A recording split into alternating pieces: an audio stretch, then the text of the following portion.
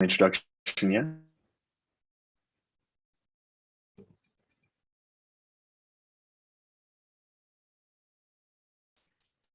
Welcome everyone to the Food and Climate Shaper Digital Bootcamp, third edition. We are approaching the end of this almost 5-week journey. And this is the final class, what we are also now live broadcasting to a wider audience. I'm Giulia Dalmadi, the Director of Community Programs and the person who is orchestrating the digital bootcamps from behind my screen. And today I am extremely excited to introduce you someone who I had the chance to meet in person last year in Pollica on the only in-person bootcamp we managed to host last year. And this person is actually with us since the very beginning, when the Food and Climate Shaper bootcamps were born in New York, 2019. And he was with us at the UN and advocating for a better system. And I don't know if I could actually introduce you or lead you into your hackathon weekend with a better person who leads by example. So let me hand over to Mark and just listen to him for the first 30 minutes. And then I would like to see those very debating conversations around food and justice. Mark, the stage is yours. Thank you, Julia. And she said debating. I'm going to prepare my energy. I love a good debate. Good morning, everybody, and welcome. What Julia said is very true. So I've been working with the Future Food Institute for a few years now. We've been able to do work together with me wearing my chef hat as well as my Professor of Innovation hat in and around what does it look like to work with local communities to uncover and dispel some of the norms around what our issues are. That's a lot of jargon, and I'll get into some real world examples in a moment, but I wanted to start us off energetically in a very important space. We often disconnect our personal world from the world of our activist life or our work life, which become intrinsic when you're in this work. They all start to become and blend together. And we start to realize that tensions arise for us because one is taking more energy or we perceive it's taking more energy. And so therefore, how can we balance these things? And so one of the things that I want to be able to share with you as you move into this hackathon is the gift of patience with self and each other and with comfort in discovery. So as you are pushing and forging new ground, what we look for in our reptilian brains and in our being is safety and sameness, right? Where we have our fear or flight, those things that are built into us is in and around our ego to keep us safe, or so we think, but we are safe. We're the safest we have ever been. So it's okay to push past these places of comfort. And when you're like, I just want everything to make sense, I want it all to be stable, I want everything to have its order, it's not going to. If you're going to stay in this work, order is as rare as a dodo egg. You're not going to find it because you are shaking up systems. And that external work of shaking up systems will also be internal work of shaking up systems. So as you start to uncover more and more injustices, we start to think about the role we play in the perpetuation of those same systems. Well, I'm a consumer. What does that mean? I go to big box grocery stores. What does that mean? What does that mean for me and my work? Well, it means all kinds of things. So I wanted to start us wide, and now I'm going to take us in. So today, I'm coming to you from my kitchen, which happens to be on the unceded territories of the Snohomish, Musqueam, Tsleil-Waututh, and Squamish nations. It doesn't say that at the airport. It says Vancouver, British Columbia. But knowing where we come from or where we actually are is center to any design. If we don't respect that portion or that truth is something we like to avoid, that truth that these nations are sovereign to indigenous populations who were the primary caretakers of what could never be owned. Why I said 4 nations from where I stand right now sounds weird. It's like, isn't that just Vancouver or the city of Vancouver run by the municipality and the province of the federal government of Canada? No, it's not. Maybe now, in this moment, which is going to be looked back on with a big frown, but truly none of us can own the land. We are only here for a moment to shepherd it, to allow it to feed and nourish us. We are made of it, and vice versa. And the more that we get in touch with that part of our being, which we know is a universal truth, the easier it is to do the work that you want to do. Because you're coming from a place of acknowledgement and respect, truth, and honor. And until you're in that space, regardless of where you are in the world, there's always going to feel like there's something a little bit off balance. So I encourage you all very deeply, wherever you are in the world, to understand the sovereignty of your land, the indigenous basis of it, the people who are been oppressed, and how you could potentially be in service to them, first and foremost, with your work. So the work that I do on these unceded territories, I've been here for 15 years. I started as a traditional restaurateur. I'm a cook by trade. I've been cooking for over 35 years, but I've been building businesses and entrepreneurship for 25 of those. And that's the center of my work, is building community. What it looks like is very different things, whether it be a fine dining restaurant, a sushi restaurant, a live music venue, a gallery, a social impact incubator hub, a brewery and farm. Those are only all just conduits to building and showing up for community. Where are the spaces where we can convene, be together, and talk in comfort around soft and firm advocacy is at the center of the design of what we do. Now, I know that now and I can share it with you. I did not know it before. I knew I was driven. I knew that I cared deeply about people. I knew that I wanted people to feel safe and that I loved feeding people. This is my favorite. I'm like a Nona when it comes to eating. And some of you will get to experience this. I've got to feed some of you in the room already in person in real life. And my levels of excitement for it have not diminished over my career. If anything, they've accelerated because I get to share the story of the people and the place that I just referred to through that. I get to honor them and show how we might create a more sustainable planet together. So the businesses that I run here currently, the one that we'll focus on today is the Social Impact Incubator, known as Save On Meats, which is a 1957 butcher shop that I hacked and reimagined in 2011. It was 4 stories, right in the center of one of the largest open air drug markets, the densest areas of mental illness and homelessness on the planet. Not just in Vancouver, not just in Canada, but in the world, one of the densest areas of that, which is hard for people to believe because first of all, they're like, you're Canadians, don't you just look after that? Like, no, we're just really good at PR. We just stay polite and we stay under the radar, but we are equally in trouble over here, if not more so in certain spaces, with levels of inequity, oppression, misogyny, racism, all of the same things that impact us all over the world, impact the neighborhood I work in. So there's 2 ways to go about being an advocate, in my perception of it. Of course, this is my opinion. There is the way of anger, which all of us will have some of as we start to uncover more injustices. And then we start to point fingers. Why are there 3,387 homeless people outside my doorstep right now? Whose fault is it? That's immediately where we go. Who's to blame? Government. Easy. Tick. Let me take to Twitter and blame them. Done my job. Unfortunately, nothing happens when I do that, aside from more people might get angry. And if more people get angry, there might be more advocates and there might be action, or there might just be no action and talk. And that's what often happens.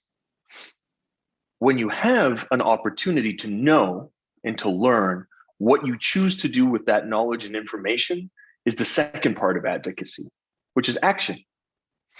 Now, I can equally still be mad at government, mismanaged charities, the population at large, all of those things, but ultimately, then I remove all of the potential allies for me to work on solutions with. The more people we blame, the less people at our table to fix it. Critical truth. We were in a conversation yesterday with the Future Food Institute with stakeholders from multiple places. There was tension. There's tension when there's multinationals involved and I'm at the table. Because what they're doing, I never feel like is enough. But the fact is they're doing something or they wouldn't be in the conversation. Okay. Does that mean that we have to be in love with each other? No. But it does mean that we care about the same things.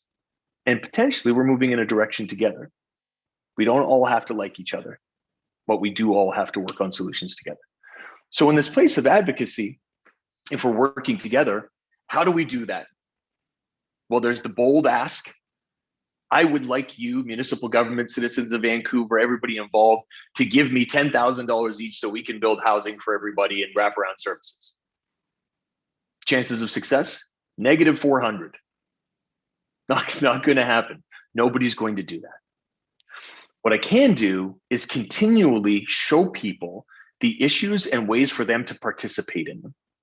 So I build systems and places of input for regular citizens who genuinely want to help to engage in systems.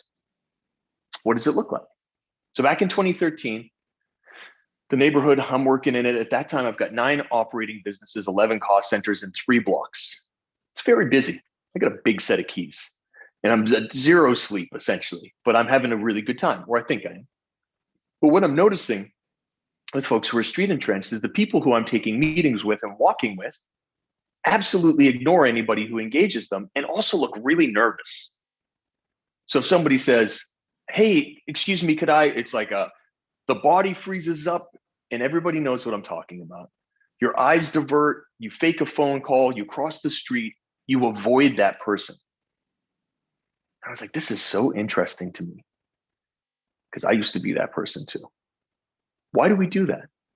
And I really wanted to know because I felt like this is a core part of us being able to connect and see each other. So I started to think about it in myself and I was like, oh, I know why I didn't do it. It was my ego. I was afraid that somebody would ask me for something I couldn't give them and then I would feel guilty. Damn, that's a big one.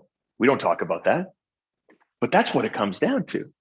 Or I feel unsafe because I believe the narratives that these people are dangerous. Well, I can tell you, as somebody who's lived in this neighborhood for 15 years and employed thousands of people down here, predominantly female and young, this is not an unsafe place. What's unsafe is the way that we vilify people who are marginalized. So that's not true. People are desperate.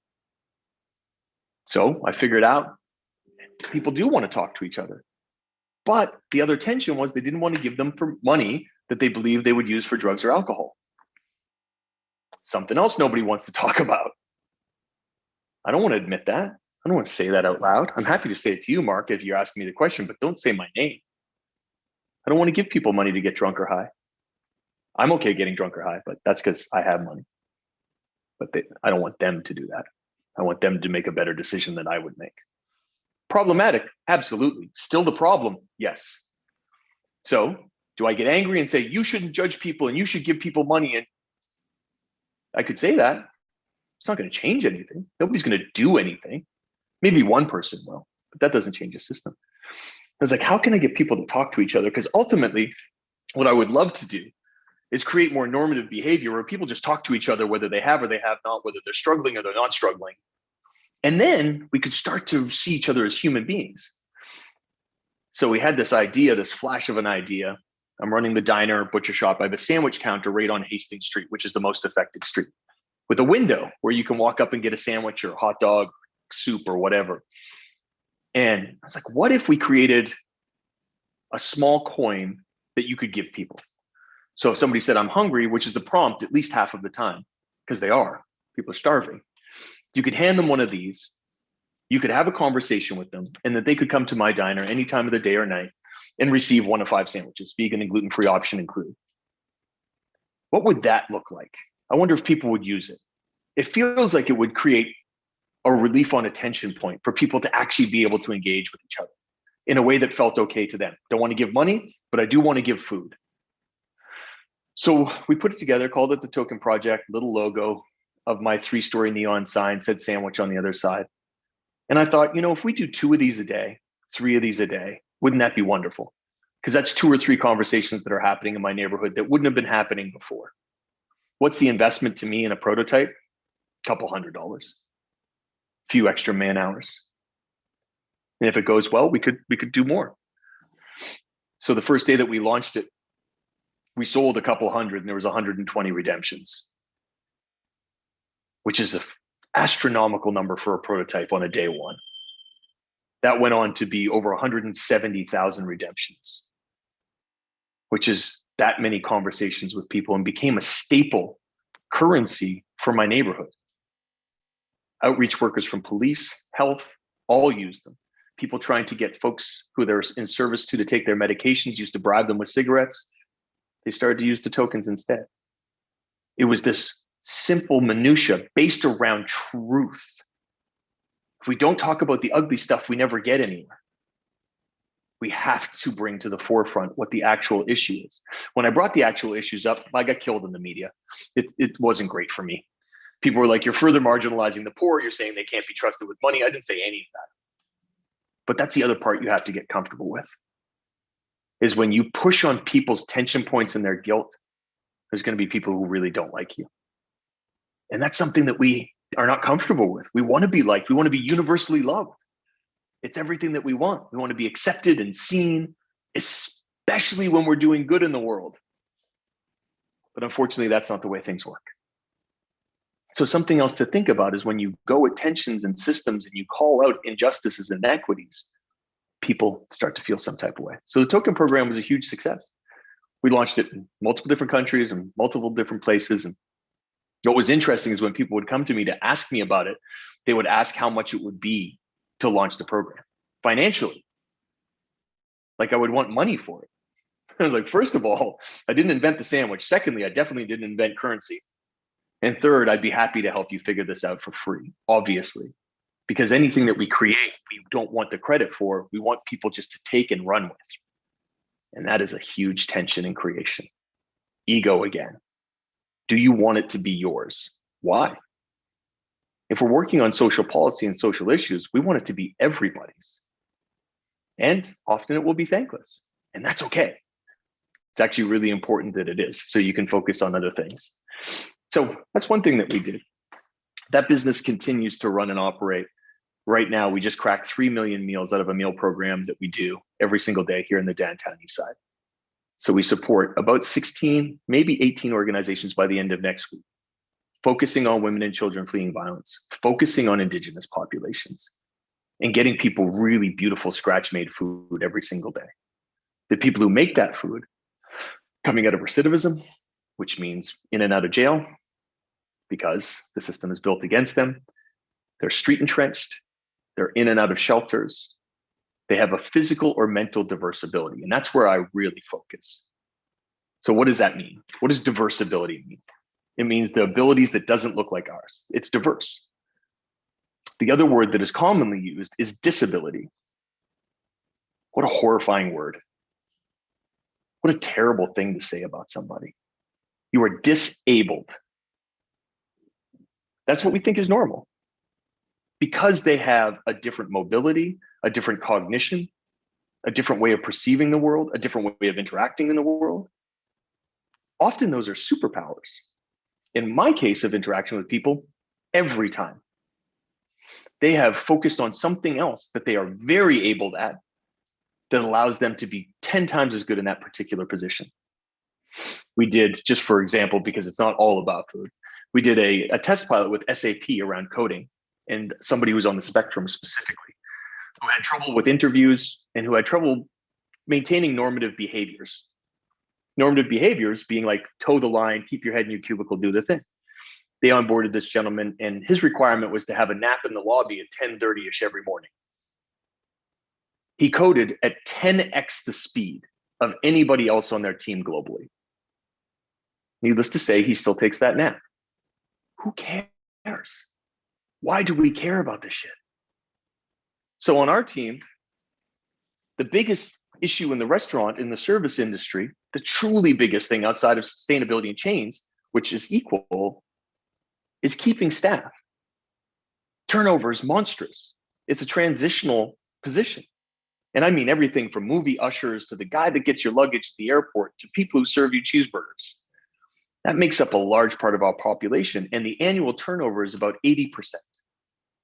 80. It costs at median between $7,000 and $10,000 US to train a new employee. If you were turning over 80% of a 40 to 50 to 60 person business, Just think about that as a small to medium. What's the cost to you yearly? It doesn't just show up in like one thing on your balance sheet as training employees. No, it shows up as spillage, breakage, extra time for management. It's spread, so it's almost an invisible cost. So ideally, as an entrepreneur, as a business person, you are looking to turn over as little as possible. You also have people who are familiar with your clientele, with the business. You want them to feel safe and seen. People who come from the diversely abled category internationally turn over at less than 30%. In my experience, less than 5%. I think the most junior person on my team right now who's of senior employment is 4 years. My core positions, dishwashing and prep, are 7 and 8 years. The hardest positions to fill in the business. This is an analogous example. I use this because we only look in categorically the best and the brightest. And what defines that is disgusting. How do we solve problems? We solve them together. So in that business that we operate, pandemic hits, and I'm going to give you one more example, and then we're going to move into conversation because it's my favorite part. And hopefully this has been helpful. And this is like a small part of what I do, but I think it's particularly as you go into your hackathon and into your sprints together, it's challenging. And so I wanted to give you examples that I believe can be useful in what you create and also energetically and how you feel. And so hopefully this is doing that. And the example that I'll share with you is very specific to food waste. So what I worked on with Sarah and with the Future Food team at the United Nations, and then with the EU and establishing Global Food Waste Day together, which was a very beautiful occasion, was what does food waste look like? And how can we truly attack it? Right? We hear the same numbers over and over again, and I'm so tired. 3 billion tons. 50% is wasted. 30% in the grocery stores. And it's all the same stuff. I was like, great, what's the solution to people don't want brown bananas? Well, where do they go? What do we do with them? And so our role as chefs is absolutely critical here, or as consumers. Because ultimately, chefs have just learned a few more things that home cooks haven't quite mastered yet. And a lot of that's to do with systems and efficiency or efficacy. So I'm here, I'm locked into my apartment, I'm immune compromised. Like, what am I going to focus on? Well, quality of our meal program, super fun. We had to expand it 2.5 times. So at one point we were doing 3,000 meals a day because of the need, because the pandemic shut everybody else down. So we had to stand all the way up. We had to take our meals from family meals to individual containers, but Lord knows I'm not putting any plastic in the ocean. So how do we do individual containers? So we're working with a group who's getting manufacturing out of China to have the first and truly biodegradable, really worm food, not kind of, not one chemical that's off, but the true thing into an individual package, which are incredibly expensive. So as you can imagine, serving thousands of people a day was really expensive, compostable, biodegradable thing. You've got to figure out how to use the system, but you can't compromise. People are out buying styrofoam clamshells by the tens of, there were shortages on styrofoam clamshells. That can't be good for the environment. So we get that part sorted out. And then I get really excited about food waste. I'm like, nobody likes food waste, but everybody loves leftovers. And every holiday in the world, I could be no more excited than the next day because leftovers are the best. Leftovers are so good that we put restaurant specials of what they're made out of. So if we could reframe taking food from grocery stores as repurposing leftovers, that would be something I would want to eat. I definitely don't want to eat waste. I've never been interested in that. And I don't think anybody is. So we started a pilot program with one grocery store, super fancy grocery store, the most expensive grocery store here in Vancouver. And we deliver our meal program that we do every day via electric tricycle. So that goes out. If I did the whole thing and put it out in a diesel truck, frankly, excuse my language, I'd be an asshole. You do all of this work and then you destroy the environment in delivery? No. So we have to think of every part of the system. So the trike goes up, it picks up the food, the leftovers, it brings them down. I brought on a chef. He sorts through it, and then he puts out beautiful meals every day based out of those leftovers, as well as sending out full loaves of bread, extra muffins to particular people. And we work with 11 different shelters that have defined what their likes and dislikes, what their cultural needs are, what their needs are on site. If like, do you have a fridge? Do you have a microwave? Do you have neither of those things? We'll get you one. You have to think about all parts of the system and try and alleviate the pressure off the people that you're trying to serve. So we started that program. We added another grocery store. In June to January, we were able to take out 13 metric tons with 3 people in a tricycle. We want to be convinced that these problems are too big for us to challenge ourselves. But if we don't challenge them ourselves, they will continue to be so. We have to do the work. So this waste program has turned into something that I adore. But we've also built the archetype of it, or the blueprint, to just give to anybody. This is how this works. These are the people at play. We digitally calculate with another organization exactly what we put through the system. The offset of that is tens of thousands of kilograms of CO2 emissions that will never enter the atmosphere that every single one of us lives in. That is the other major part of this. It doesn't go into landfill. So how might we, during this hackathon, during this sprint, create solutions that center the populations we want to serve, that center the planet that will ultimately be impacted or affected, and just do work that really moves us in a way that we're comfortable. Hopefully this last 30 minutes has helped to scope some of that for you. It's always an honor to be with you. And I'm excited about our discussion. Julia, I'm gonna let you reset the room. I'm gonna take 2 minutes and I'll be right back, okay? Wow. So guys, I hope that this was a great 30 minutes to send you off to the weekend, where you will need to design for different challenges, but yet for one global issue, how we can serve our planet and how to also save it, right? And I would like to point out a few things what were mentioned during these 30 minutes, right? We talked about how to create empathy with the people around you. How do you find the way to communicate with them to identify the real problem and the real need, what you need to solve? Then we also talked about dormant resources, which are known as disabled, but let's use this phrase, diversely abled. I think it's very relevant.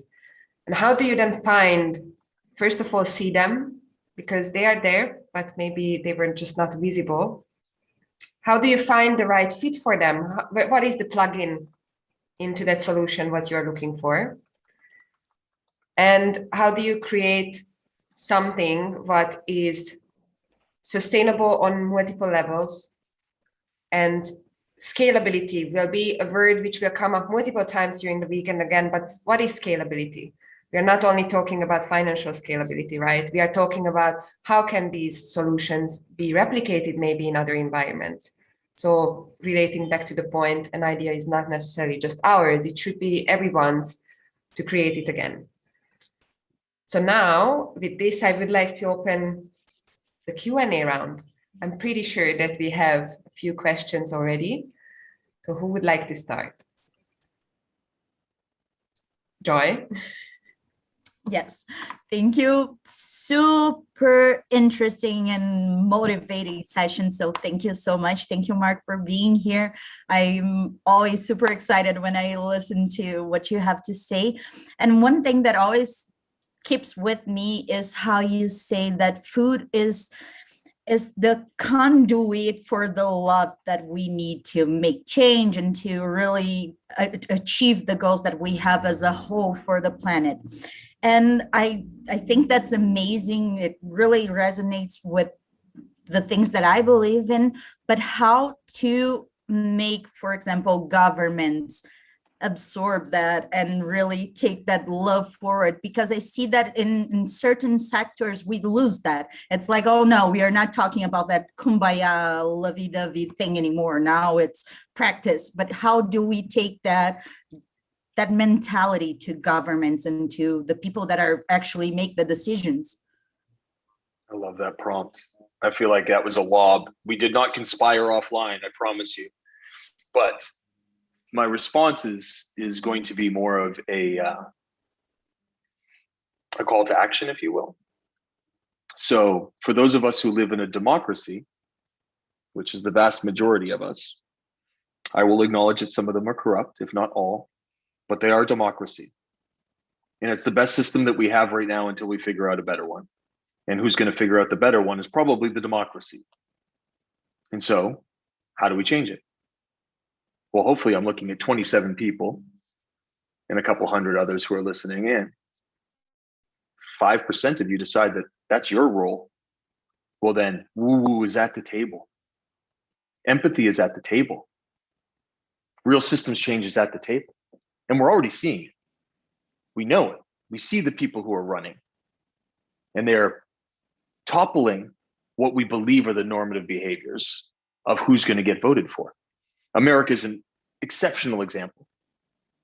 Everybody was like, I can't believe Bernie didn't get to the place. I'm like, I can't believe Bernie got as far as he did. I can't believe it. Like, I'm blown away with how much hope that gives me.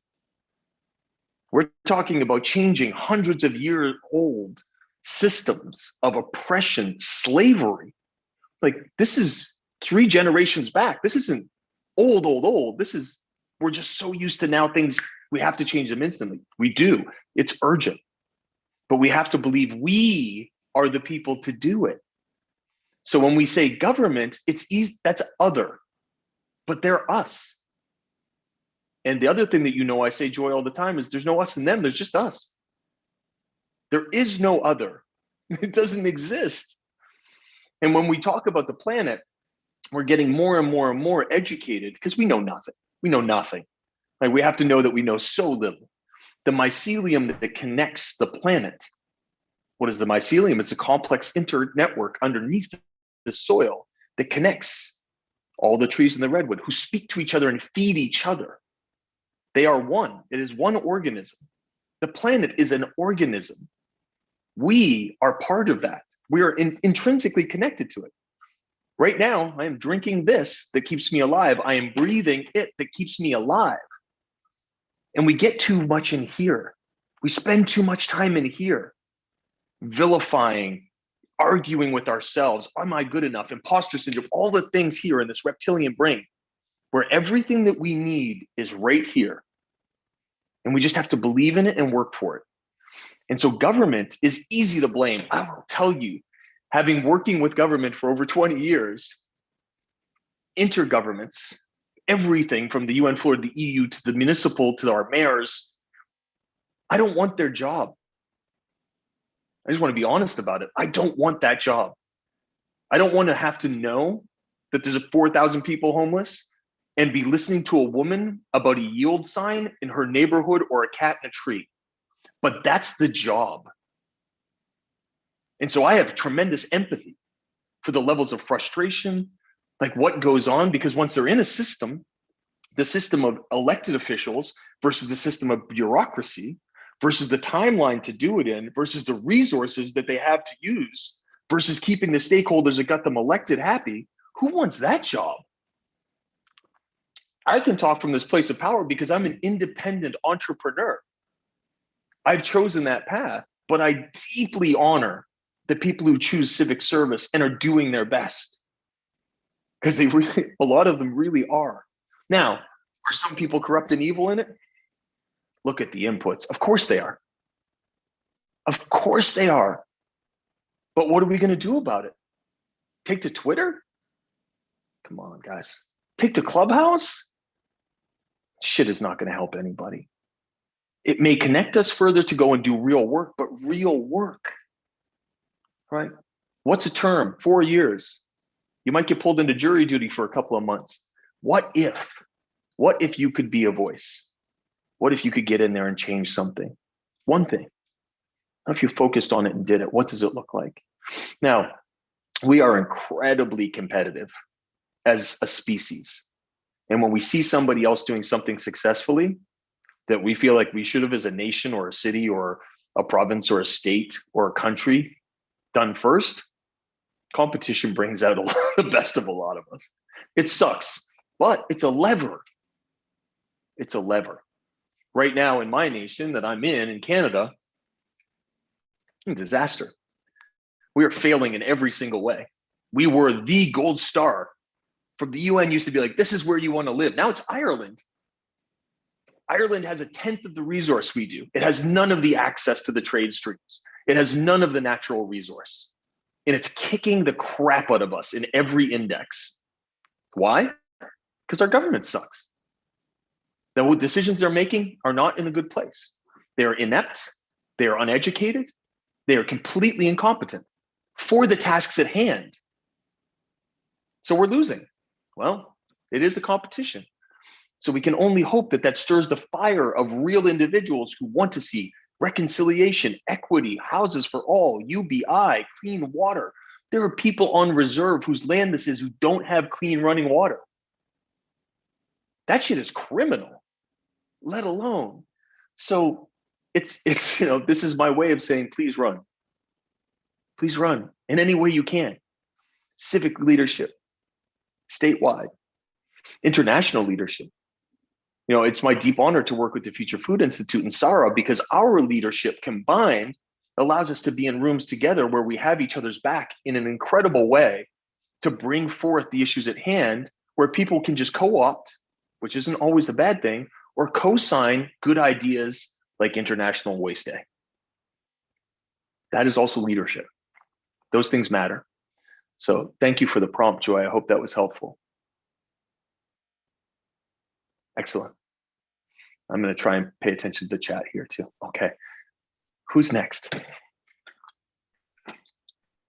while we are waiting for other questions, I actually have one, and that's about how do we plug in the different actors into our actions? Because besides identifying what exactly how they want to help, sometimes they don't even know, right? So how can we be those connectors to identify for everyone the exact right task, what they can do, the goal, what will motivate them? So how can you be, as a person, someone to find the right connection for everyone so that they also stay on board? Excellent prompt. And before I answer it, what I want to put into the room as energy is there are no bad questions and nothing is off the table. Anything that you want to ask here, ask. If it's personal, whatever it is, please, that's it. This is an open space and we only get this shot once. So let's make the best use of it. Actors. Okay, so when we say actors, we mean actors in the system. We don't mean Mel Gibson. We mean who is in the system working. Well, if you feel Mel Gibson needs some plug-in to act with us, yeah, let's do it. He's a complex individual. We're going to leave him out of this. I don't know why he came to me. Maybe because we were talking about the Vatican earlier. So there's good actors and bad actors as we define them in systemic design. And that sucks language-wise, but let's just say actors who are working in purpose with us or who are working against us, sometimes unbeknownst to them, because they're not aware of the larger system at hand. So let's give them that apathy or empathy or both. So what are those two folks? And what I always say daily is, and you heard me say this in a much longer way, is people support what they co-create. People support what they co-create. So when you say to somebody, I did this thing and I need you to be part of it, they are very uninterested. When you say, I'm trying to do this thing and your expertise in this field would make it a lot easier to do so if I could humbly ask for some of your time and resource to help me flesh this out, it would be greatly appreciated. People respond well to that. They really like to know that they are in a place of power, that they can bring something to the table, especially if they've been nothing but vilified and they already know that they come from that space. If you can honor that and you can maintain your humility at all times and not just expect things of people, they will come to your table. Now, will it always work out? Definitely not. A lot of the time they have other agendas. They're going to read their press release from the company they work from. They're going to hold their own agenda, try and push their ulterior motives in. That'll happen too. That's okay. Because then you just get a clearer lens of who's who. Ultimately, when you're working in a system, you want a full systems map. And building a systems map off hearsay or assumption is a critical flaw. It's already over for you. It has failed. When you read a blog post and say, okay, this organization sucks because this person said this about them, you failed. You have to know yourself. You have to then do the work and the research to engage people, and some doors will be closed and some doors will be wide open. It always amazes me who we end up working with, because you could have somebody who's a great actor in a bad system, and their purpose, as they defined it, could be to turn that system around. So you might bring them just the right opportunity to then do that, or you might not. But you have to get really comfortable with people saying no, being disinterested, slamming doors in your face, acting poorly, and not taking it personally. And trust me, I take it very personally. I still work to try to not to, but it still hurts every time. So if you decenter yourself, I guess is the other part. I'm just going to keep harping on this because it's really important when we do group work. If you decenter yourself and your need, and you continually think about the end result and the person that's going to impact, if you bring that verbally back into your groups when you're working, or your teams over and over again, we got to remember this isn't about us, right? It's about the 4,000 people who are starving outside this doorstep. We got to remember that. And people are like, right, okay, cool. Because I was jockeying for position. Like, don't do that.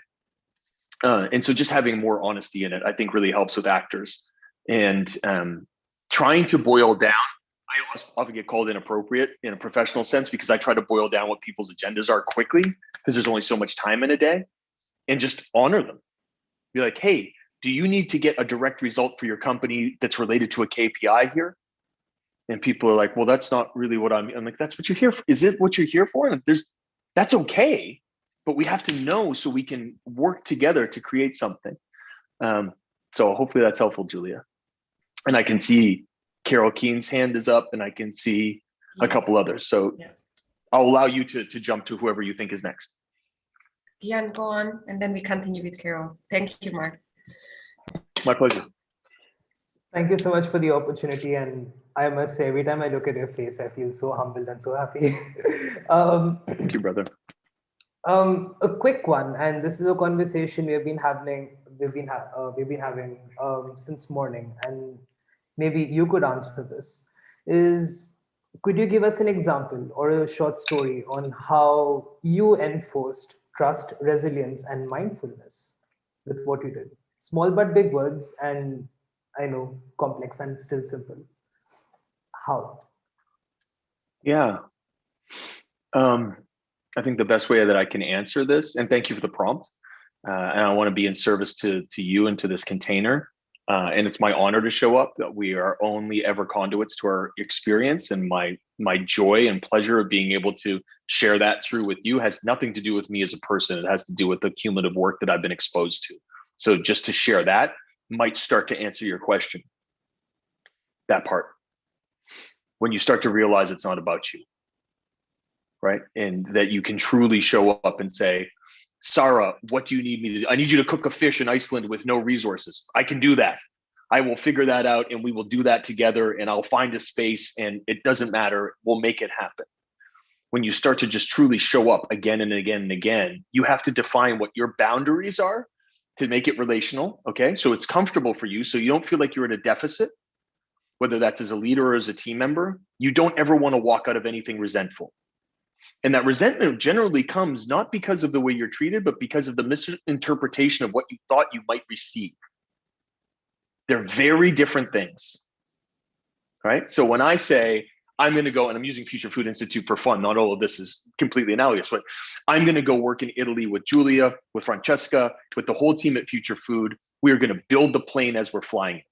I know that, because the most beautiful things happen when we allow ourselves to be open enough to do that without the rigor of needing a definitive. So we have some definitives and we have some whole placeholders.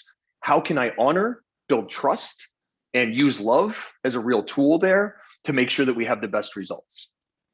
I do this exercise for myself personally.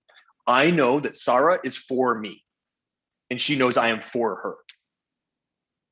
Universal truth.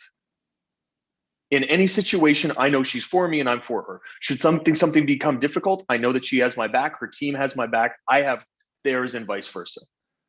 And we know that because we acknowledge it, and we say it, and we laugh about some of the things that are uncomfortable. That's how it works. And from that, we're able to build incredible change. And so if I came in egoic, chef, whites, apron, this is mine, this is how we're going to do this thing, everything stops. Event-wise, we might get something done. We will get something done, but magic won't happen. And I believe deeply in magic, deeply, that ultimately, if we leave ourselves open and that we show up, that the universe, here's the woo-woo part, we won't say this in city council, shows up in a meaningful way to help direct us. Some people say God, some people have other deities, some people say the universe. But I believe that there's an energetic container that's created of purpose and trust and honor and love that allows us to do work that seems impossible. If you had looked at the business plan for Save On Meats and you had a sound mind and body, you would say this will last 3 months. Will be 10 years next year. I've been sued 6 times. I've had my name smeared through the papers multiple. We're still there. We're doing better work than we ever have. I honor my team. I honor myself. I believe in my own growth. I believe in their growth. I believe in the people we serve and work with. You can't give up because a norm treats you poorly. I hope that's helpful, Gian. Excellent. Good news. Julia? Carol, go on. Hi, Mark. That was great. I really enjoying this talk. It's really inspiring as we face into the weekend. I'm in Dublin, and really important to let you know that there's lots of inept and incompetent people running this country as well. So it's not unique to Canada, it's everywhere, but we're doing well despite them almost. I suppose my question really is, as we face into this weekend, it's really about your creative process. I'm very interested about the initiatives that you're after designing and building, and they're super inspiring. I suppose if something that actually Julia had mentioned there that has me thinking, when we're designing or when you're designing something, do you design with scalability in mind, or do you design or come up with something because it's the right thing to do? And I'm just thinking about your token thing. Did you like, this is the right thing to do, and then it worked, and then you were like, okay, how do we scale this? And the second part to my question is, you're obviously a very successful entrepreneur and have started lots and lots of things. I think with that and within the process, you've obviously had lots of failures or things that have gone wrong. How do you maximize your learnings when things don't go the way you think they're going to go? Great set of questions. Great set of questions. Let's start with Dublin. Thank you. And I'm excited. I'm working with an organization out there called Food on the Edge. I was actually supposed to be there in October of last year, but I will be out there soon, and I'm excited about it because I have deep respect for a lot of the work that's going on out there. So let me echo that first. And secondly, as you learn things, unconscious information starts to center your decisions. So all the failures that you're talking about inform every decision I make, but they don't have to be conscious. Does that make sense? I don't have to think about the 6 times I got sued by people and smeared in the paper. It's in there. Now, do I hold negative energy around it? 0. Do I hold negative energy around any of those individuals? No, a lot of them have become friends, truly. I work with the biggest one that sued me for $500,000. They're a partner. We're trying to figure out food waste together because of getting sued by them, right? And they sued me because I refused to conform to what they were doing to me, which was what I believed, robbery. And so those aren't negatives, those are positives. I understood that that group was a legal and logistics group, whereas I thought they were a grocer. They're not. I learned a lot. And as I continue to learn about systems, when I think about them, I understand what people's agendas are. Not from assumption, from experience. Not from assumption, from experience. Very, very different. So, quick example. I can't name names because I think it's unfair. But a small organization was created here during the pandemic. Their center of their mission is to connect people who want to get food with waste food. I was like, this is an obvious partner for us. We could exponentially increase our work. We could create a bigger community, etc. We were ready and onboarded to go. They read an article about me they didn't like. They didn't like the article because they're very centered around reputation. So they were like, this could potentially be a hiccup for us. We are fledgling. This concerns us. Instead of bringing it to me, they decided not to work with us. I share all this because I think it's important, because it's also not real, right? It was a bullshit article by somebody with an agenda. Now, that person showed me further proving an assumption that that group of individuals is working for their own ego to make themselves feel like heroes. They believe that the work is spotless. It's not. It's dirty. It's ugly. It's hard. But they're not in that space yet. Maybe they will be in 5 years and they'll come back. Maybe they never will. We don't care. We identified out of that, we need delivery. Great. Let's find some people who want to deliver. Everybody has a car. This should be simple. It turned out to be a way better result for us. Way better. Because we didn't have to manage another intricate partner. So in scale, if I had worked with them and things had gotten tough, they would have run away. I got to know that before we even got started. What a huge win. But I didn't get to know that until we started to go down the road together. That affects scale. My focus was on how many more people can we get fed? Their focus was on how good can we look doing it? I know these things, right? So that's not harmful. That's not slighting them. I've been that person decades ago. I understand what that feels like. I have to be able to acknowledge that and know, and that continues to unearth truth, Carol. So as you get into these places, you can just call a spade, as we like to say, right? That's what this is. I know that that's not going to move forward. So analogously, I hope this helps with you guys. That's not painful to me. It's not hurtful to me. It's not hurtful to our organization. It's just a part of the process. Another organization that is more mature, that is more connected to purpose, might see that and be like, this is great. You're causing so much discomfort that there's a couple of pieces out there that aren't great about you. That, to the right mind, is wonderful, right? They're like, excellent. We're pushing the right pain points. We're upsetting people.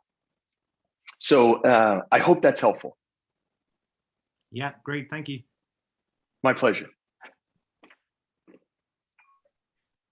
So as we mentioned, we are approaching the hackathon weekend where we have actually 9 teams working on very different challenges in our food system. And we use the principles of design thinking, but obviously we have an evolution of this called prosperity thinking, where we also take the planetary boundaries into consideration. So do you have maybe some examples or any tips what the participants can take on with them for the weekend as a useful information or tips, or how should they look at the different interviews or different exercises what they will go through? I love this stuff. So let me just bring something up that I can reference really quick, okay? Because yes, and yes, I can be super helpful here. So using the design thinking methodology. So first of all, just hit your icon with a hand up if you already know what design thinking is. Okay, great. All right. Oh, I get to see everybody's face. This is way better. Okay, so design thinking is obviously been built off of human-centered design.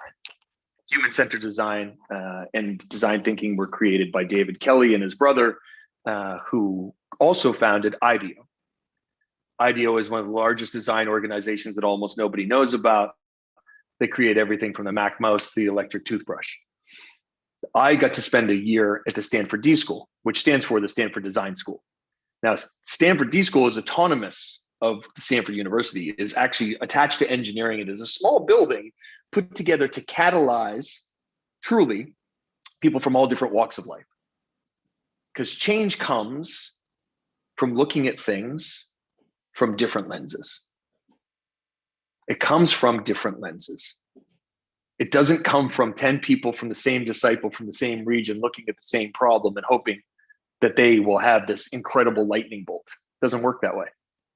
It works from creating the space for true innovation, because this one piece will come to you. So what are we talking about, we empathize, we define, we ideate, we prototype, we test. And those hexagons go in a specific path. Empathize, define, ideate, prototype, test. All right, we're going to move through that. That's how we want to get through. But we might get to ideate and then realize that we haven't empathized enough. We don't have enough information to go any further. So we're going to go back 2 steps, like a board game. Do not pass go. Do not receive $200. You have not asked enough questions. You have many more questions to ask that don't confirm your bias. Stop trying to confirm your biases. What is listening really look like? Ethnography is a discipline that is not given anywhere near enough credo. And ethnography, really, when it's boiled down, just means to create a space to listen. Now, the critical mistake everybody makes in interviews is that they try to steer, consciously or unconsciously, towards a confirmation of what they're trying to build. And you've wasted everybody's time. You have wasted that moment. To truly hear where the issues might be, you create a space for conversation to happen. And when you think it's going in a direction, or there feels like there's dead air, or it's a little uncomfortable, that's the only time you interject to say, tell me more about X. And then you shut up. And you just let people talk, because they are going to get to the place that you are going to learn. And the hardest thing in interviews or conversation is not, as it says, empathize. This is a misnomer. That doesn't mean I have a cousin who once also experienced this and sharing your story. It's not about you. It's not about your story. Nobody's interested in that. I mean, they probably are very interested. You could create a friendship. That's not what you're there for. When you are in an interview space, you are only there to glean knowledge that will help further inform the definition that moves you into ideation. That is the only reason you are there. I've done over 100 ethnographic interviews in the Mission Tenderloin and on the peninsula of San Francisco with unhoused humans.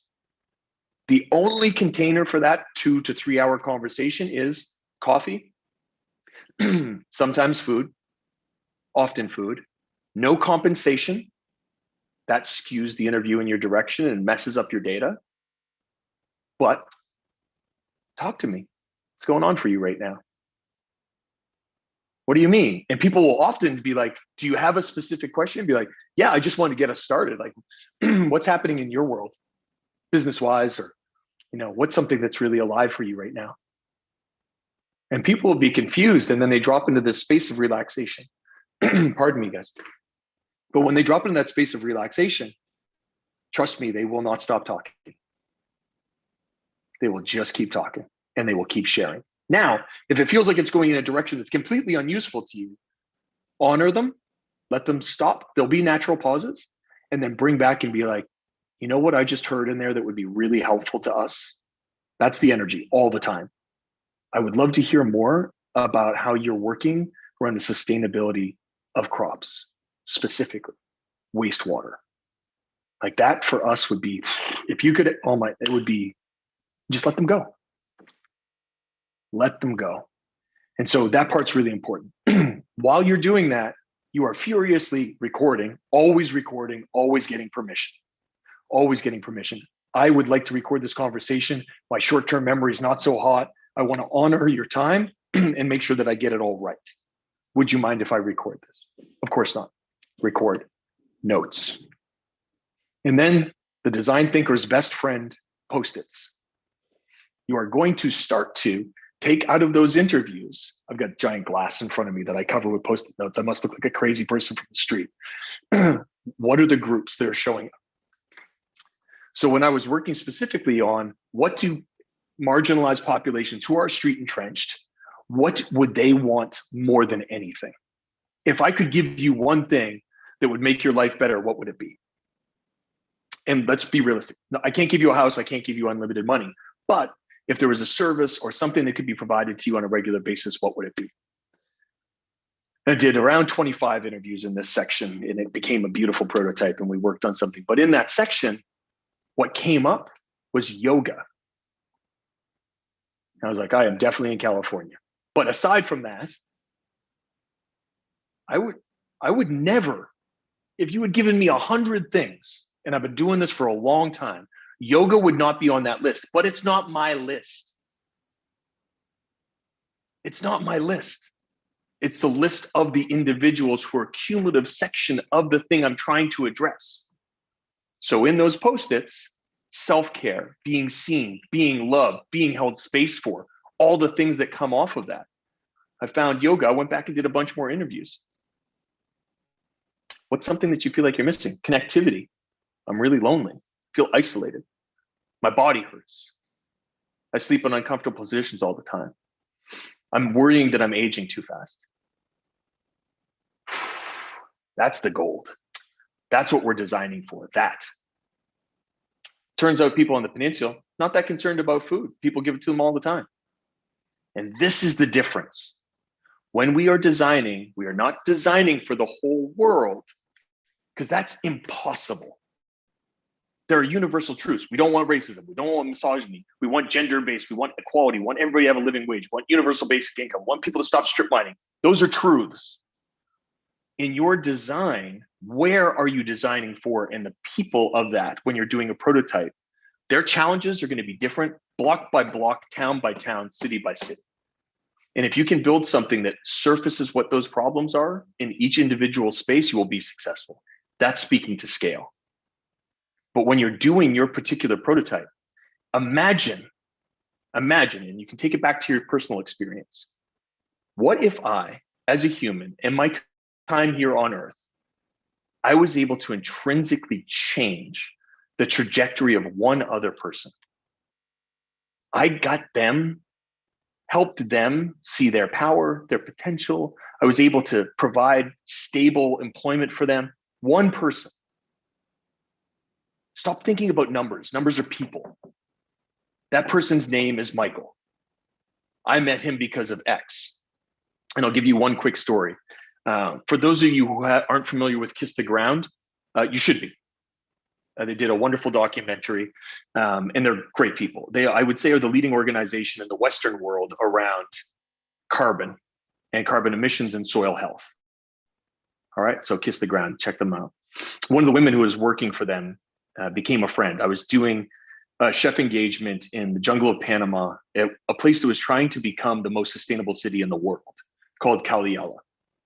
So I'm out there, it's tent living only, we're on the dirt.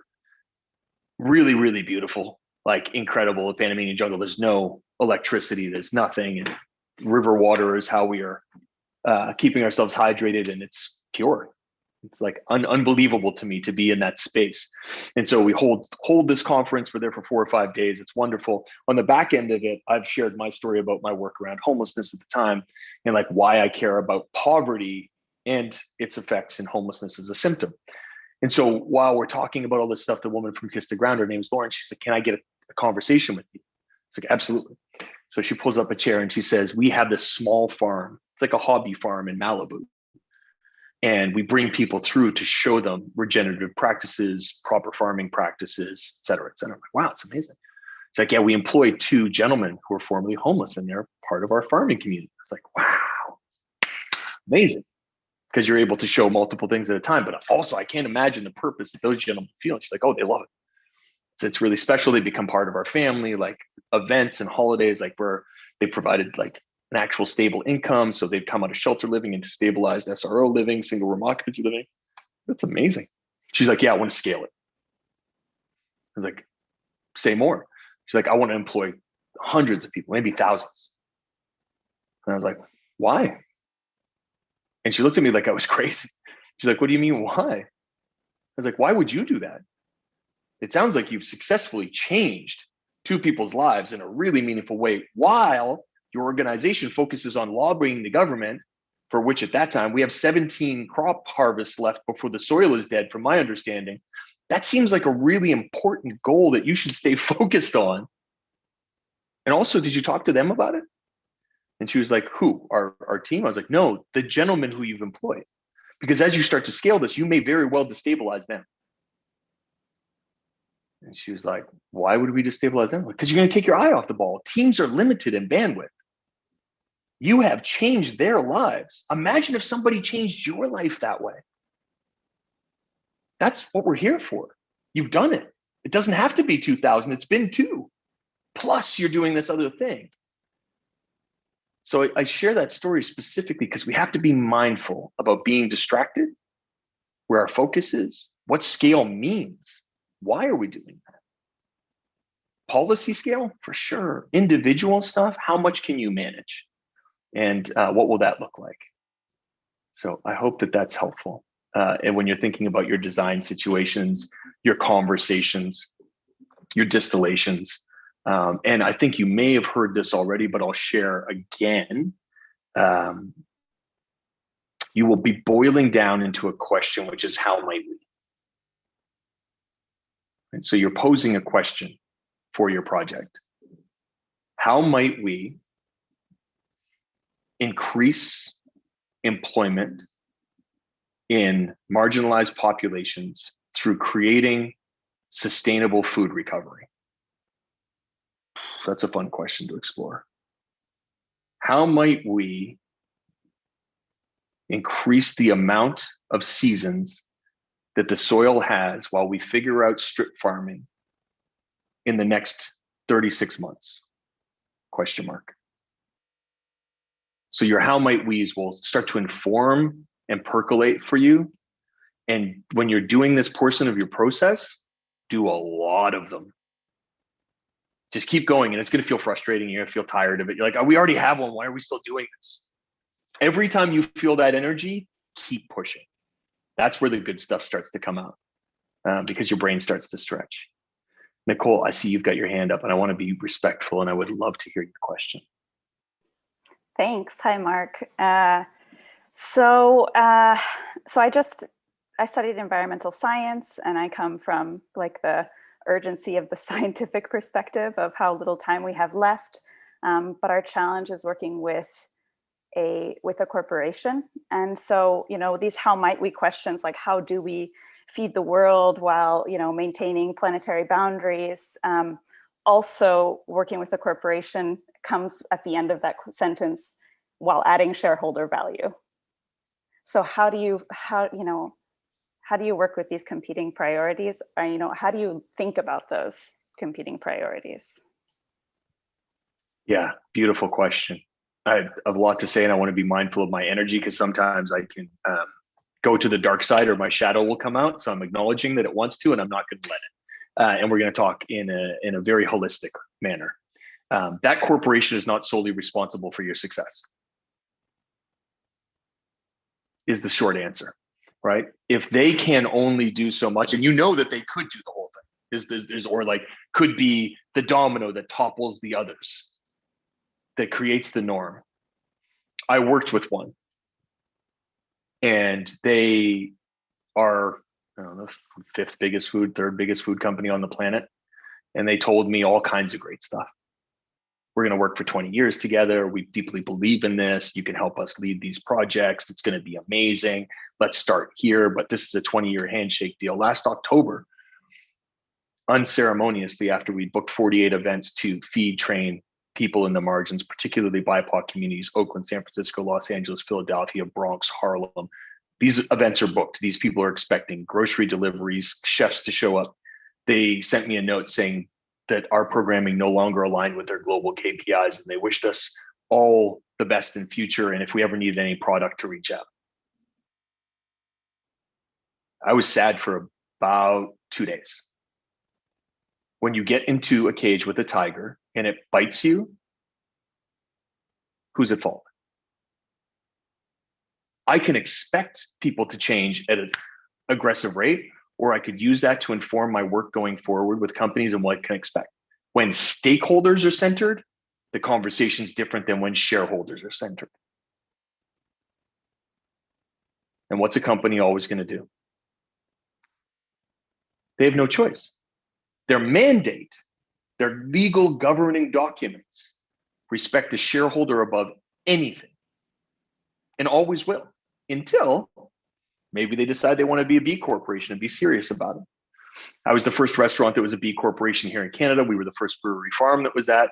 And for those of you who aren't familiar with B Corps, B Corporation says that those same legal documents state that legally I am beholden to planet, people, and then profit. And I have to show that. So if you Google Save On Meats B Corp or Persephone Brewing B Corp, you'll see our scores. You'll see how those scores are created. You'll see that we lead every single year in the world. We're the top 10 percentile. This isn't to be braggadocious. That means I'm doing my job as a corporation, that I've decided to commit to planet, people, and then profit. Now, our jobs as consumers, our jobs as people in these, is to say, if we're really about this, Corporation X, then why don't we actually walk our talk? We don't need to hire Deloitte or Edelman to put us with the next person that we can sensationalize and put on a billboard. That's not helpful. What are we going to do? And so when those conversations, which seem to be becoming more and more normalized, and we heard from one gentleman yesterday about it, we hope they're not just talking, but we ultimately fill their coffers. And you know what the shareholders are really mad about? When stuff stops selling. That's when they get really upset. And when they can't push another campaign with a football star on it to get us to buy more crap because we care more about our grandchildren not having to live in aqua suits. When we actually decide that that's our truth and everybody's truth, and we normalize that, and we center it in every conversation, they will react or they'll die on the vine. I kind of hope the latter, to be honest with you. But that's just my personal preference. Ultimately, if companies who look after such, and I'm going to show you, this is what I'm staring at. It's one of the largest shipping lanes in the world. So as we have this conversation, I'm looking at approximately 700 containers from Evergreen and Maersk of crap from Amazon. I got delivered a cutting board from Amazon last week. Doesn't feel good. I could have gone out to buy it, but I'm immune compromised and I'm making excuses right now. We have to change our own normative behaviors. We have to stay rigid to them. We have to, in social circles, keep ourselves beholden, because I have screamed from every stage, from Singularity University to the United Nations, almost in tears at the UN, about people. When I was at the UN, I said, since we sat down, 14,187 people approximately have died from starvation since we started this conversation. I feel that in here, and we're talking about introducing ourselves. There's a juxtaposition of the urgency of the work and yet our social norms that companies, they're not our solution. And I know that there's people in the room that disagree with me. Sarah and I disagree about this sometimes. And I'm just telling you my truth and my response from my lens as it is at this moment. Subject to change. Subject to change tomorrow, this evening, next month, who knows? But I hold hope that individuals like you get us into a place. I'm going to go to Guion and then to Joy, if that's okay with you, Julia. And thank you so much for the prompt, Nicole, and sending you lots of energy in what you have ahead of you. All right, Guion, what you got? Quickly going back to the, again, another story from you, if you may please. Talking about the shelters and how you provided food and nutrition for them. Talking about the pandemic, how did you, were there challenges that you could see in providing food for them and continue to provide food for them? Could you tell us a little about it? Yeah, the biggest challenge is people have to care that people are starving.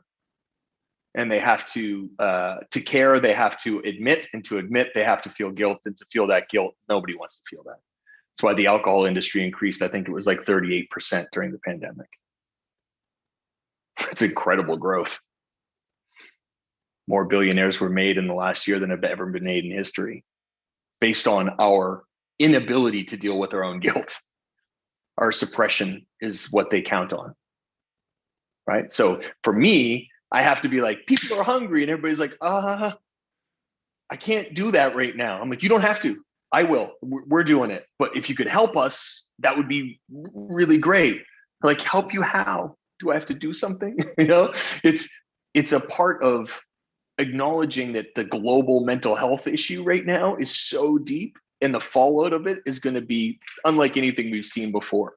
And so the biggest challenge that I see, and also the biggest opportunity, are hand in hand. And I'm going to pivot to share something that I think will be more useful, Guion. And I'm happy to talk about this stuff otherwise. Of course, there were challenges, everything that you can imagine. Everything you can imagine. Trying to get a shipping container from China in a pandemic. Let's just start there and finish with how to keep people alive working on the front lines and everything in between. But what will happen, my mental health, I have 3 diagnoses, right? I have borderline bipolar, which is induced by narcotics or alcohol or extreme stress, and. I'm not medicated. I have to look after my own physical health and my mental health, which are the same thing, right? So I have to keep those in a very safe space. Everybody does. But what we're being told is that by buying stuff, we'll feel better. We do feel better. We feel better for about 35 seconds of ripping open the package, and then it starts to disappear. I'm like, damn, I was hoping for more of that. Let me order something else. Let me distract myself with something else. Let me doom scroll. Let me consume something else that will take me away from this. I promise you, there are only a couple things in the world that will really start to impact your mental health in a positive way that aren't pharmaceutical. One is focusing on family and that container and who you have in it. And we've done a lot of work in that during the pandemic. And the second is designing how you will use your purpose. And so I'm going to do this really, really quick, but you can catch me on my socials and Julia will share them, talking about this at great length. How do you design your impact? So you guys are going to be doing Venn diagram stuff. 1, 2, 3. The center is you. Let's say the center is your mental health. Let's go even deeper. All right. How do I work on my mental health? So the first question you have to ask yourself is what I care about, why. You're already there. You know the what I care about. You know the why, but do you really know the why? So asking yourself why over and over and over again, for those of you that do any kind of therapy, you know that this is part of the game. The why starts to come further and further and further. Why do I care about poverty? I don't want anybody to feel unsafe. Why don't I want anybody to feel unsafe? Because that sucks. Yeah, but why? Why does it suck? Because I've felt unsafe. Oh yeah? When? Why? And it just keeps pulling out the layers. And at the center of that is my answer and my why. And it's painful and I have to face it. But what do I do with it? The second one is, what's a skill I wish I could use more? What's something that I wish that I could contribute back to society more every chance I get? Nobody in 2011 or 12 knew me as a chef. Nobody. I came out and I was an entrepreneur. I worked behind the bar. I worked front of house. I created businesses. I spoke about business. I spoke about entrepreneurship. I didn't speak about cooking because I'd stopped cooking. But I realized I love cooking and I'm really, really, really good at it. So I'm going to go back to cooking. I want to cook and poverty. I care about those 2 things. How much time do I have? I was like, I have no time, but I do. I mean, honestly, how much time do I spend on Netflix? How much time do I spend on Instagram? How much time do I spend on these things? I got a couple hours a month for sure. So I created an event.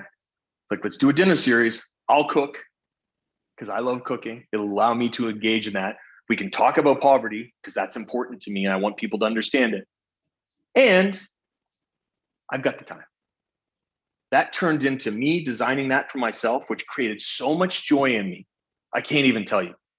Like, I couldn't remember feeling joy like that, to be very honest. I was like, I put my hands on tools. I put my hands on food. People ate the food. They freaked out. I felt seen. We talked about poverty. People joined our organization. Other people went out and started organizations. Holy shit. I feel amazing. Next thing you know, I'm the executive chef for the Laudato Si Challenge at the Vatican because my energy went there. I was like, other people can do business. I can hire CPAs and CGAs and managing directors and executive directors. That stuff's easy. And they love doing that work. I don't. I love building businesses, creating vision, seeing the stuff. And it's not that I don't like the work. It's that somebody's better at it than me. And I'm a really good cook. And I'm really good at this. So this is my gift. This is what I should be doing with my life. Not creating P&Ls. Because somebody who I employed to do our P&Ls, oh my God, he loves that job. He gets up in the morning to help us squeeze another nickel out to put a better bannock and salmon dish out. That's his job. So I might have found myself in that job and be like, I can't, there's nowhere I can go from here. This is what I do. I was wrong, but I had to design it and I had to try it, and it had to go into a place that made sense for me. So I encourage you all to continually look at that Venn diagram for yourself. And I promise you, you'll find things that don't work for you. You might volunteer things that don't work for you. Fine. Never once will you step away from an opportunity that you have showed up in service to somebody else and be like, well, that sucked. Ever. Every time you'll be like, oh my God, what is that in me? Oh, right. It's what I was built to do. I'm here in service. And the quicker that you come to that place, the easier it is to answer everything else I've already answered, because it decenters you. You realize that you're part of something much bigger. Joy, I think you've got your hand up, and then we're going to probably have to wrap. Yes, I want to make a question that I think it works perfectly at the end, because I totally agree with this. We should listen to the community that we intend to serve. We should look at them to figure out the problem, but then considering that we found a way to put our bias aside, we heard the community, and we have a lot of great information. How do we take that from information to action? What would be your goal? Yeah, totally. So as you have accumulated the information, right? So let's go back to the yoga example. Right. So I've got yoga on my Post-its, and I've got this particular portion. And I'm like, how do we get people access to yoga? Because that's what they're asking for. Well, that seems like a pretty simple solve, but I've also unveiled all of these other issues during that. So what do I, again, care about? What do we care about? What do we have energy for? What do we have connectivity for? What do we have experience in? What do we have network for? Because ultimately we want to be in service. I'm not deep in the yoga network. It's not my thing. I am deep in the service and care network. I am deep in the public space network. I'm deep in the government. Okay, we can go deeper than this, because ultimately what I'm seeing, and let me prove that assumption, is people actually just want a safe space to be able to convene, to look after their health physically and mentally. That's important. Let's help them find those spaces. And that's what we designed for, right? Okay, let's start there. And then everything else starts to become apparent. When we started Save on Meats, it wasn't to do a meal program. No, not at all. We didn't even have one when we started. It was to be a centralized place of food security. And then I got approached to do a meal program for 80 meals a day to start. And I was like, what's the budget? It says $1.67. I was like, I make seared halibut plates at food cost of $14. What are we talking about right now? And I was like, I have energy for this. This is what I'm going to start to work on. And 9 years later, 3 million meals later, we're building a new kitchen in Brownsville. We're potentially taking over another kitchen here. That's what I care about. But I was open to it. I found a lane, I went into it, and then I continued to look at the opportunities. So you have to look at the things and trust yourself. Let me finish with that. Like, we are instinctual beings, and we know what gives us energy and what gives us power. And we can feel what drains us. And often we have to engage in things that drain us. That's part of the deal. But what is the balance that we can find in our professional, personal lives and our advocate lives, in the way that we contribute to communities like this one? Like, this will light me up for the rest of the day. I had to do a UN convening earlier. I'm the chair of the Catalyst organization around food and agricultural. I was tired. It's hard. It's hard holding that space, but it's important. Does it give me energy? No, this does. So I did those two things this morning, and I got 12 hours ahead of me, and I'm good. As an analogy, it's really important for you to understand those things. I don't want to get into the minutia with you around what you should do, because I have no idea. I know whatever it is that you do, it's going to be great, because you care about asking the right questions, right? And as long as you're open to collaboration in meaningful ways, we're all going to be better off for it. So trust your instincts, trust your heart. See people for who they are and what they are at this current iteration. It all matters. Hold empathy for them. And don't close doors, just leave them ajar. It's important because people change. We all do. I certainly have. Hope this was helpful. Wow. Mark, thank you so much. Again, I hope this gave you guys the energy, what Mark just mentioned, to then find those opportunities over the weekend. I am very excited to see the 9 or hear the 9 ideas and follow you along the journey until Sunday. Before that, we also have a personal resilience tools session tomorrow morning. So if you need that extra quick kick before tomorrow, 4 p.m. Central European time, then come and join us with Desigan. And Mark, thank you again for joining us on the 3rd edition. Hope to see you very soon in person as well for another Build It Together bootcamp. And good luck, guys, with the journey ahead of you. Have a nice evening. Lots of love, everybody. Stay safe. Thank you so much. Bye. Thank you. Bye. Thank you. That was very interesting.